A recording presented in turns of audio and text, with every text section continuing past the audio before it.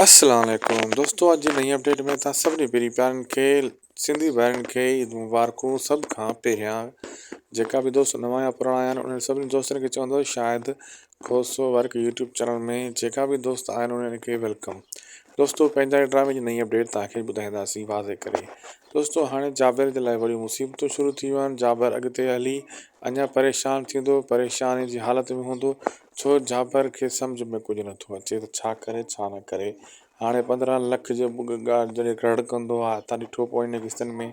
हाणे अॻिते जीअं जीअं किस्तूं वधंदियूं तीअं तीअं जाबिर जे लाइ अञा ॿियूं मुसीबतूं पैदा थींदियूं। पुराणा खून जेका बि हुया फिरंदा घिरंदा जाबिर जी गिची में पवंदा वेंदा।